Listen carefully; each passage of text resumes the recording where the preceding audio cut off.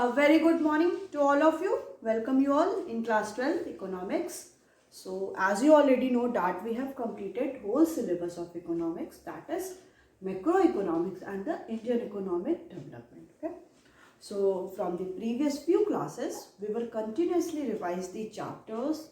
We have done numbers of the numerical questions of the chapter like national income and the income determination and the multiplier, as well as we have discussed different chapters of your macroeconomics like balance of payment, foreign exchange rate, income determination and the multiplier, and so on. Okay.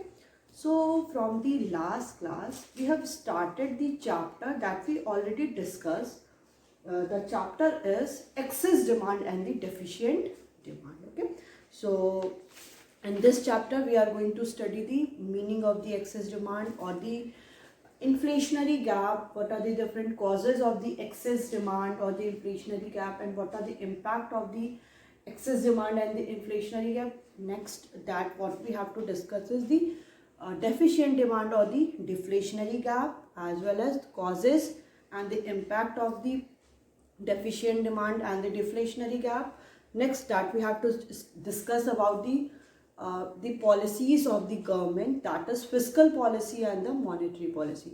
So we will discuss what is the meaning of the fiscal policy, as well as what are the different instruments of the fiscal policy. Next topic that we have to discuss is the monetary policy and what are the different instruments of the monetary policy, how we control the excess demand or the deficient demand with the help of the different policies of the government. So all these topics we have to discuss in this chapter, that is excess demand and the deficient demand. Okay. So in the last class we have started the topic that is excess demand or the inflationary gap. So what is the meaning of the excess demand? So simply it means that when the aggregate demand becomes more than the aggregate supply over the beyond the full employment of the resources. Next, the another definition, or in other words we can also say that when the actual AD is more than the required AD, this situation is called the excess demand or the inflationary gap. Okay. So next we have discussed the explained inflationary gap or the excess demand with the help of the diagram. We have plotted different points on the diagram, and we have seen that in the diagram we observed that the actual AD is more than the required AD. So what are the different causes for the excess demand is increase in the consumption expenditure, increase in the investment expenditure, increase in the government expenditure, and the increase in the export. So all these are the different causes of the excess demand. Next topic that we have discussed, the impact of the excess demand. So what is the impact on the employment, output, and the price? So there is also the condition of the full employment. So no more employment is generated, so that there is no change in the employment. Next we have discussed when there output. So when there is no more employment generated, so the output of the product will also not be changed. So the employment and the output will not change when we talk about the prices. So all the pressures of the employment as well as output is put on the prices. So ultimately prices becomes more and more, prices continuously rising, and this leads to the inflation in the economy. That's why it is also called the inflationary gap. Inflationary gap means the difference between the actual AD and the required AD. So all these we have already discussed in the previous class. In today's class we are going to study the deficient demand or the deflationary gap. Okay. So let's get started.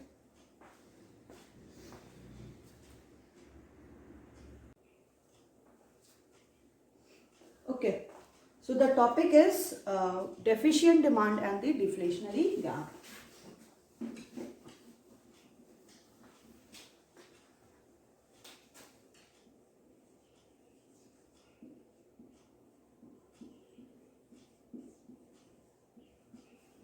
Deficient demand, or it is also called deflationary gap.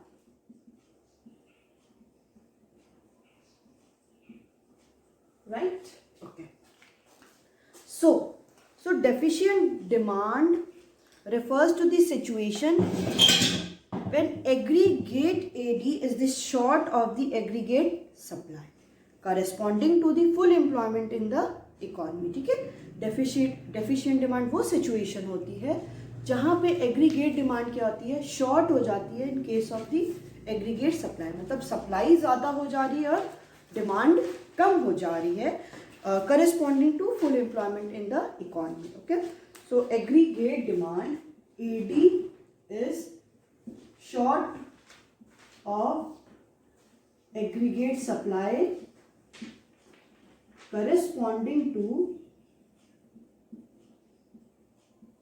full employment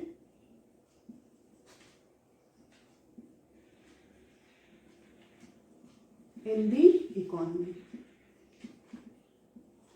मतलब economy में जब हम लोग full employment में क्या होता है कि जो एडी होता है वो कम हो जा रहा है एज कंपेरिजन टू एएस, मतलब एडी क्या है, कम हो जा रहा है और एएस क्या हो जा रहा है, ज़्यादा हो जा रहा है. So when actual AD is the less than the required और the planned AD to maintain the full employment. ठीक है, जब actual AD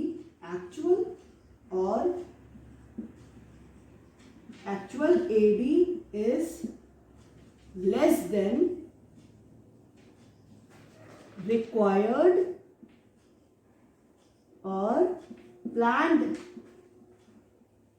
AD to maintain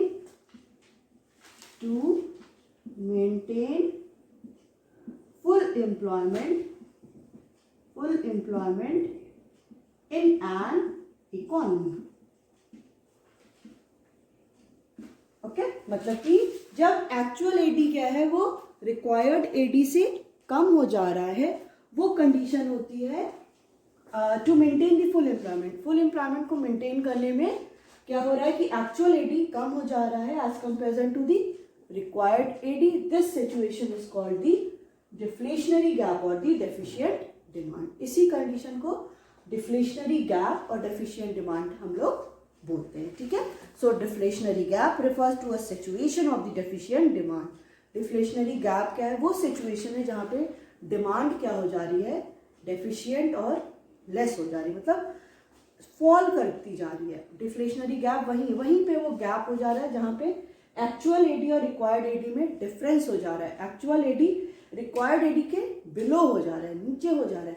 वो जो गैप है उसी को क्या बोलते हैं, डिफ्लेशनरी गैप बोलते हैं. और वही ultimately it leads to the deficient demand. यही डेफिशिएंट डिमांड क्या कर दे रहा है, क्रिएट कर दे रहा है. So it is a shortfall in the aggregate demand from the level required to maintain the full employment equilibrium in the economy. ठीक है, इसमें क्या हो जा रहा है, जो एग्रीगेट डिमांड है वो शॉर्टफॉल कर जा रहा है, कम हो जा रहा है to maintain the full employment in the economy. किसी इकोनॉमी में फुल एम्प्लॉयमेंट को मेंटेन करने के लिए डिमांड क्या हो जा रही है, कम हो जा रही है और सप्लाई क्या हो जा रहा है, ज़्यादा हो जा रहा है. मतलब कि सप्लायर सप्लाई तो बहुत ज़्यादा कर रहा है but nobody specially the buyers are not interested to purchase those commodity so that there is accumulation of the inventories or the stock with the supplier or the producers. कि जो भी producers हैं वो क्या कर रहे हैं, सप्लाई कर रहे हैं बट डिमांड क्या है उन कमोडिटी की हो नहीं रही है, इसलिए जो भी स्टॉक्स हैं गुड्स के वो क्या है, सप्लायर के पास रह जा रहे हैं. ठीक है, मतलब सप्लाई ज़्यादा हो जा रही है और डिमांड कम हो जा रहा है. ठीक है, so we will explain it with the help of the diagram. हम लोग इसको डायग्राम के साथ एक्सप्लेन करते हैं. ठीक है, so you know very well here we will take AD और AS. It is most important, ये आपको लिखना बहुत जरूरी है कि एक्स एक्सिस और वाई एक्सिस पे हम ले क्या रहे हैं. ऐसे कैसे समझ में आएगा कि एक्स एक्सिस क्या शो कर रहा है और वाई एक्सिस क्या शो कर रहा है. ठीक है, ये हो गया आपका. अब सेम जैसे हम लोग इक्विलिब्रियम की कंडीशन बनाते हैं, that is A S, this one is, it becomes more difference between both of them.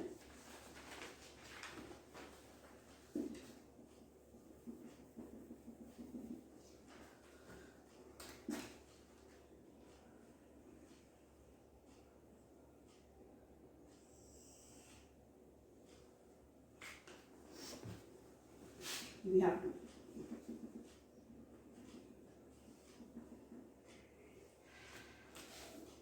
So it will be AS and the AD curve intersect the AS at point E. AS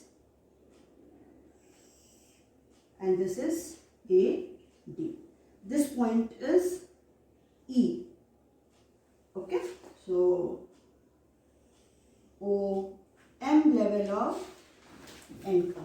okay, तो इसमें कह रहा है कि AD1 ये क्या है आपकी, sorry it will be AD0, this will be required AD. ये क्या है, रिक्वायर्ड. जहां पे क्या कह रहा है कि हमारा इस पॉइंट पे एट पॉइंट E इक्विलिब्रियम की कंडीशन है, बिकॉज AD कर्व इंटरसेक्ट कर रहा है AS को एट पॉइंट E. जब क्या है, डिमांड फॉल हो जा रही है. डिमांड फॉल हो जा रही है तो एक न्यू इक्विलिब्रियम पॉइंट बनेगा. जब फॉल हो रही है तो डिमांड का डाउनवर्ड हो जाएगा. ठीक है, डाउनवर्ड हो जाएगा.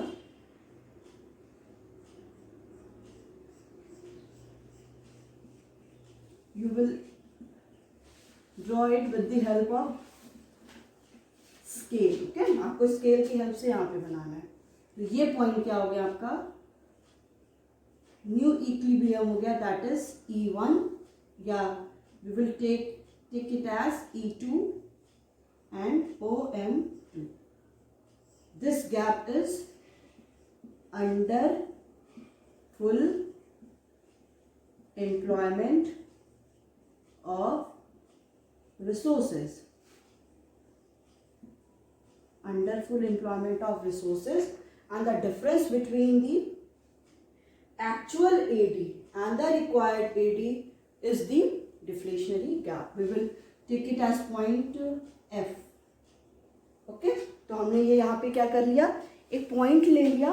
E इक्विलिब्रियम पॉइंट है, F इस पॉइंट को नाम दे दिया हमने, और M क्या है आपका,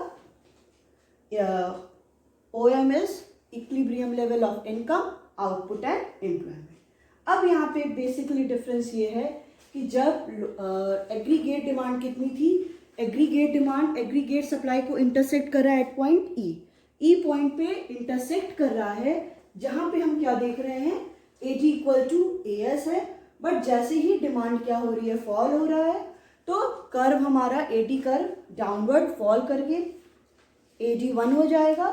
AD1 होने पे क्या है कि एक न्यू इक्विलिब्रियम पॉइंट मिलेगा, दैट इज E2, और OM2 level of income, output and employment हो जाएगा. अब हम देख रहे हैं कि जो डिफरेंस है between the actual AD and the required AD, जो एक्चुअल AD और रिक्वायर्ड AD का डिफरेंस है, वही डिफरेंस को हम क्या बोलते हैं, डेफिशिएंट डिमांड और दी डिफ्लेशनरी गैप. ये डिफरेंस एक्चुअल AD और रिक्वायर्ड AD का जो डिफरेंस है वही होता है आपका डेफिशिएंट डिमांड, की डिमांड आपकी कम हो जा रही है, और डिफ्लेशनरी गैप, और deflationary gap, right. Deficient demand और दी डिफ्लेशनरी गैप. अब आप यहां पे देखो कि difference between the actual AD and required AD is equal to the deficient demand और डिफ्लेशनरी गैप, और डिफ्लेशनरी गैप. ओके, तो एक्चुअल AD आप यहाँ पे कितना देख रहे हो, एक्चुअल AD आपका है ये FM, एक्चुअल लाइन ये है, FM इज एक्चुअल AD, और आपको देख रहे हो रिक्वायर्ड AD कितना है, required AD this one, so EM आपके पास. अगर हम या तो हम लोग रिक्वायर्ड AD से, रिक्वायर्ड AD ये है EM, और माइनस हम करते हैं FM, तो क्या बचा हमारे पास EF. यही EF आपका क्या है, डेफिशिएंट डिमांड है, that is EF will be the deficient demand. EF क्या हो गया, डेफिशिएंट डिमांड हो गया. क्यों, क्योंकि रिक्वायर्ड एडी हमारा कितना था, रिक्वायर्ड एडी था EM और एक्चुअल एडी हमारा हो रहा है FM, और जो डिफरेंस हो गया किसके बीच का, रिक्वायर्ड एडी और एक्चुअल एडी का, वही डिफरेंस को हम क्या बोलते हैं, डेफिशिएंट डिमांड। ठीक है, तो अब आप देखो कि पहले हम लोग का जब इक्विलिब्रियम पॉइंट थे तो OM level of income generate हो रही थी, बट जैसे ही क्या हो गया, एडी कम हो गया, तो जो भी रिसोर्सेज हैं उनका ओवर फुल यूटिलाइजेशन नहीं हो रहा है, उनका यूटिलाइजेशन फुल नहीं हो रहा है। इसलिए क्या है कि जो इनकम जनरेट हो रही थी, आउटपुट जनरेट हो रहा था, जो आउटपुट का प्रोडक्शन भी क्या हो जाएगा, मैंने बताया ना कि जो स्टॉक है, इन्वेंट्री है, वो प्रोड्यूसर्स के पास रह जाएगा, इसलिए वो क्या करेगा कि प्रोडक्शन नहीं करेगा, इसलिए ये जो आउटपुट है वो OM से OM2 हो गया। अब ये जो डिफरेंस है between M2 that is M2, यही डिफरेंस क्या हो गया, under full employment, under full employment of resources. ठीक है, under full employment of resources हो गया कि इतना जो रिसोर्सेज हमारे पास अवेलेबल है, उन रिसोर्सेज का भी प्रॉपर यूटिलाइजेशन नहीं हो पा रहा है। तो ये आपका क्या हो गया है, डेफिशिएंट डिमांड, डिफ्लेशनरी गैप। आपको पहले बताना पड़ेगा कि what is deficient demand, what is deflationary gap. Next you have to draw a diagram, after that you have to explain it with the help of the diagram. After that we will discuss about the causes of the deficient demand, कि क्या इसके causes हैं, किसकी वजह से ये हो रहा है। ठीक है, तो इसको भी हम लोग देखते हैं। ओके, सो causes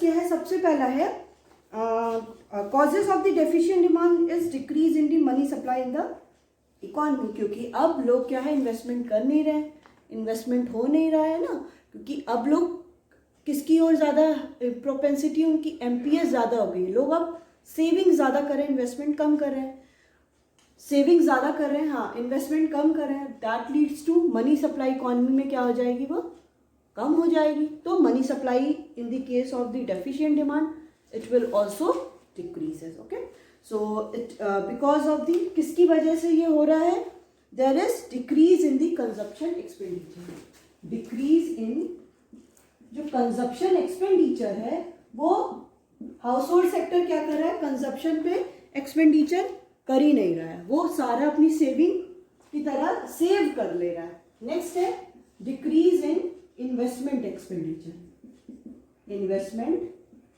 जो आपका बोलते हैं जिसको फर्म्स और द प्रोड्यूसर सेक्टर, वो इन्वेस्टमेंट कर ही नहीं रहे, क्योंकि ऑलरेडी उनके पास स्टॉक्स एक्यूमुलेट है, उनके पास रखा हुआ है, तो वो प्रोडक्शन करेंगे नहीं, इन्वेस्टमेंट करेंगे नहीं, क्योंकि अब अगर वो करेंगे, कोई परचेज करने वाला है नहीं, तो in that case they will suffer the loss, इसलिए वो क्या करते हैं, इन्वेस्टमेंट एक्सपेंडिचर भी नहीं करेंगे। नेक्स्ट है डिक्रीज इन गवर्नमेंट एक्सपेंडिचर, जो गवर्नमेंट है वो भी क्या करेगी, एक्सपेंडिचर नहीं कर रही, क्योंकि डिमांड लोगों की कम हो गई है, तो एक्सपेंडिचर गवर्नमेंट भी नहीं कर रही। And the last one is decrease in export. Export क्या हो गया, एक्सपोर्ट गवर्नमेंट एक्सपेंडिचर कर ही नहीं रही है, जब गवर्नमेंट एक्सपेंडिचर करेगी नहीं तो एम्प्लॉयमेंट जनरेशन नहीं होगा, जब एम्प्लॉयमेंट जनरेशन नहीं हो रहा है तो किसी की इनकम भी जनरेट नहीं होगी। And the last one is decrease in the export. Export क्या होगा, अगर डिक्रीज हो जाएगा कि जैसे ही एक्सपोर्ट क्या होगा, वो डिक्रीज करेगा, अल्टीमेटली हम लोग क्या करें, एक्सपोर्ट नहीं कर रहे हैं, तो फॉरेन करेंसी हमारी कंट्री में आएगी नहीं, इनकम जनरेशन होगा नहीं, तो अल्टीमेटली लोगों की डिमांड भी क्या हो जाएगी, कम हो जाएगी। So these all are the causes for the deficient demand की consumption expenditure household sector कर नहीं रहा है, इन्वेस्टमेंट पे एक्सपेंडिचर कर नहीं रहा है, गवर्नमेंट भी एक्सपेंडिचर क्या होगा, कर नहीं रही है। नेक्स्ट में एक्सपोर्ट भी क्या हो गया, डिक्रीज हो गया, जिसकी वजह से डेफिशिएंट डिमांड और डिफ्लेशनरी गैप हो गया। Next one is that is impact of the deficient demand, कि अगर डेफिशिएंट डिमांड हो जा रहा है इकोनॉमी में तो इसका इम्पैक्ट क्या होगा किसी भी इकोनॉमी पे। So next one is impact.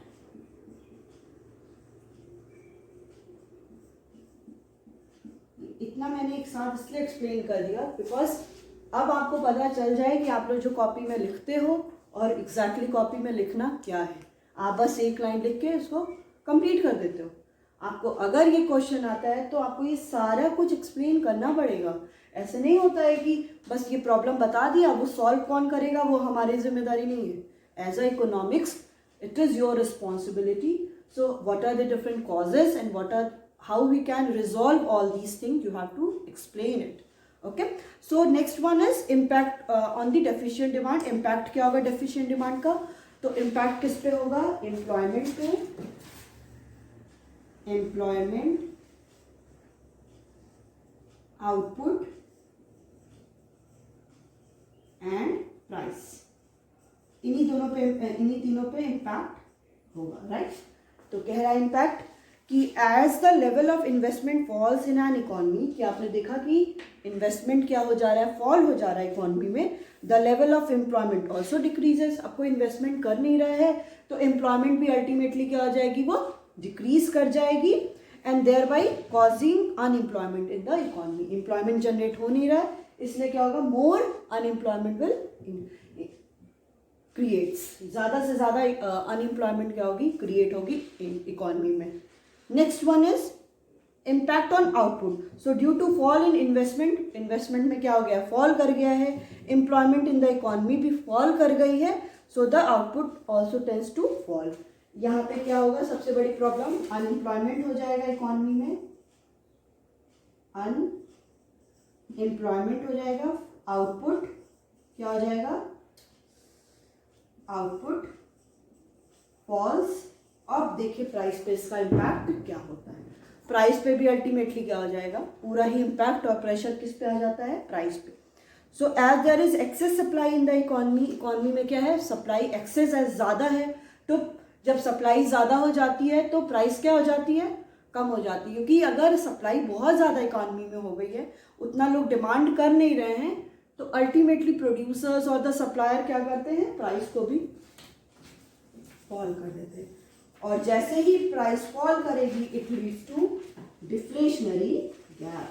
जैसे ही प्राइस क्या होगी, फॉल होगी, डिफ्लेशनरी गैप इकोनॉमी में हो जाएगा। ठीक है, so it's all about your deficient demand और दी डिफ्लेशनरी गैप। यही है आपका पूरा डेफिशिएंट डिमांड और डिफ्लेशनरी गैप, जिसमें आपको क्या क्या बताना है। पहले आपको मीनिंग बताना है इसका, कि इसकी मीनिंग क्या होती है। Next you have to explain the with the help of the diagram. आपको इसका डायग्राम बनाना पड़ेगा जैसे ये बना है। फिर आपको इसका पूरा ऑब्जर्वेशन लिखना पड़ेगा कि एक्स एक्सिस पे हमने क्या लिया है, वाई एक्सिस पे क्या लिया है। पहले इक्विलिब्रियम पॉइंट ई पे हो रहा था, बट जैसे ही एडी फॉल करेगा तो एक्चुअल एडी ये है, एक्चुअल एडी आपका जो है वो कम है और रिक्वायर्ड हमें ज़्यादा चाहिए, ये करेंगे। फिर हम ये एक्सप्लेन करेंगे कि actual AD, required AD minus actual AD हम करते हैं तो हमें क्या मिल जाएगा, डेफिशिएंट डिमांड और the deflationary gap. Next you have to explain the what are the different causes of the deficient demand और the deflationary gap. Next you have to explain with the impact, कि इसका impact employment में, sorry economy में क्या हो। ठीक है, so it is all about your excess demand and the deficient demand. Next topic that we are going to study the what are the different policy measures to control the excess demand or the deficient demand, कि कौन कौन सी ऐसी different policies हैं जो क्या करती हैं, इस excess demand और deficient demand को control करती हैं।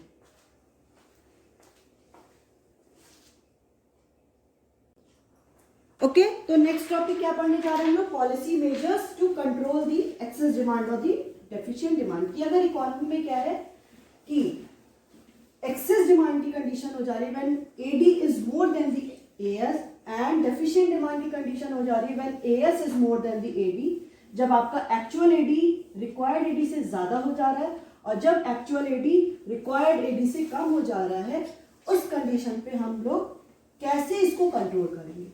तो इसको कंट्रोल करने के लिए दो पॉलिसीज हैं गवर्नमेंट की। First one is fiscal policy and second one is monetary policy.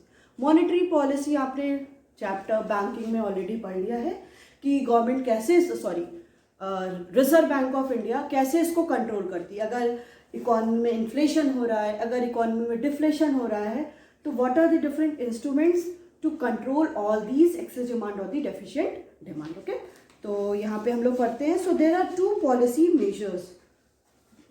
Policies को अगर हम लोग डिवाइड करते हैं तो टू पॉलिसीज को हम देखते हैं, that is fiscal policy and the monetary policy. Monetary policy, right? Okay. So first of all, we will discuss with the fiscal policy and what are the different instruments to control the excess demand or the deficient demand with the help of the diagram. Okay? Diagram के help के साथ हम लोग पढ़ते हैं. तो देखिए what is fiscal policy. कोई भी किसी भी कंट्री की गवर्नमेंट होती है, ठीक है, हर एक कंट्री की अपनी गवर्नमेंट होती है. वो क्या करती है, डिफरेंट अपनी पॉलिसीज बनाती है. किससे रिलेटेड, कि गवर्नमेंट की रेवेन्यू के सोर्सेज क्या है, गवर्नमेंट कहाँ कहाँ पे एक्सपेंडिचर करेगी. ठीक है, गवर्नमेंट के डिफरेंट सोर्सेज होते हैं रेवेन्यू के, ये आपको पता है, ये हम लोगों ने पहले भी पढ़ लिया है. टैक्स और नॉन टैक्स रेवेन्यू. टैक्स के थ्रू गवर्नमेंट क्या करती है, डायरेक्ट टैक्स और इनडायरेक्ट टैक्स के थ्रू गवर्नमेंट की रेवेन्यू होती है. नॉन टैक्स क्या है, डिफरेंट कि उसको कहाँ कहाँ से, डिफरेंट फाइन से, पेनाल्टी से, एस्टेट से, ये सारे से क्या है कि डिफरेंट उसको क्या मिलती है, रेवेन्यू. तो ये बेसिकली ये क्या होता है कि गवर्नमेंट का बजटरी पॉलिसी होता है, budgetary policy of the government which is policy of the government which is related to the revenue and the expenditure of the government. कि गवर्नमेंट का रेवेन्यू के क्या क्या सोर्सेज हैं, गवर्नमेंट के एक्सपेंडिचर के क्या क्या सोर्सेज हैं, यही क्या होता है, फिस्कल पॉलिसी होता है. कि बजटरी पॉलिसी, गवर्नमेंट क्या करती है, अपना बजट प्रिपेयर करती है. आपको पता ही है, गवर्नमेंट अपना बजट प्रिपेयर करती है, तो उसमें वो क्या करती है कि गवर्नमेंट के कौन कौन से डिफरेंट सोर्सेज हैं रेवेन्यू के, और गवर्नमेंट के कौन कौन से सोर्सेज हैं एक्सपेंडिचर के, जिसमें हमने सारा पढ़ा है, revenue expenditure, capital expenditure, revenue receipt, capital receipt, ये सारा हम लोगों ने ऑलरेडी पढ़ लिया है. तो ये सारे क्या होते हैं, गवर्नमेंट के डिफरेंट सोर्सेज होते हैं. तो fiscal policy is related to the budgetary policy of the government which is related to the income and the expenditure of the government. ठीक है, तो with a view to correct the situation of the excess demand और the deficient in the economy.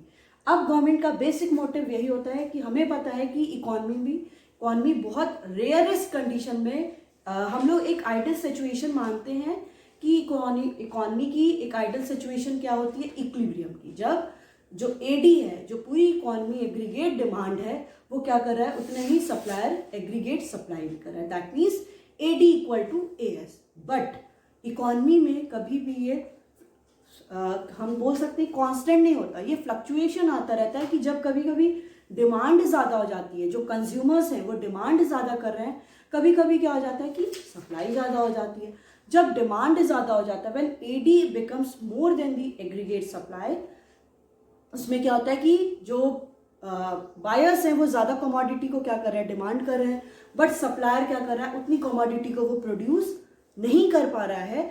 तो इसका correction हम कैसे करते थे कि अब सप्लायर को बोला जाएगा कि आप एक्सपैंड प्रोडक्शन, अपने प्रोडक्शन को क्या करिए, एक्सपैंड करिए, ज़्यादा से ज़्यादा प्रोडक्शन करिए. वो जैसे ही प्रोडक्शन स्टार्ट करेगा, आउटपुट इंक्रीज होगा, एम्प्लॉयमेंट भी इंक्रीज होगा और अल्टीमेटली इनकम जनरेशन भी ज़्यादा होगा.